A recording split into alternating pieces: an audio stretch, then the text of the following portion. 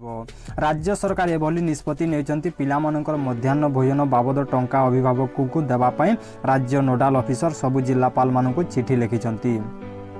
चिठी रे उल्लेख रही जे पिलामानंको मध्याह्न भोजन बाबद गत मार्च 16 रु आगामी जून 13 जाए टंका दिज्व। प्राथमिक श्रेणी छात्र छात्री मानक 479.96 जोटा कि 96 टंका और उच्च प्राथमिक श्रेणी छात्र छात्री मानक जोटा कि 716.17 टंका दिज्व। ब्लॉक शिक्षा अधिकारी माने जिला शिक्षा अधिकारी को अभिभावकों बैंक अकाउंट को तालिका देवे। जो अभिभावकों बैंक अकाउंट नथिबो धार्य टंका स्कूल रे दिज्व। महामारी कोरोना भाइरस पर राज्यर समस्त सरकारी और घरोई शिक्षानुष्ठान गत मार्च तृतीय सप्ताह ठारू बंद रही। पिलामाने स्कूल को आसी पारु नथिबारु सेमानकर मध्याह्न भोजन पर सरकार अभिभावकों को बैंक अकाउंट को पठाइबा पई व्यवस्था करिसंती। तो फ्रेंड्स आपणकर जदि पिलामानकर जदि बैंक अकाउंट नाही ताले आपण गोटिए काम करंतु जोटा कि आपण बैंक ऑफ बरोदा आपण को आखपाखरे जोटी बैंक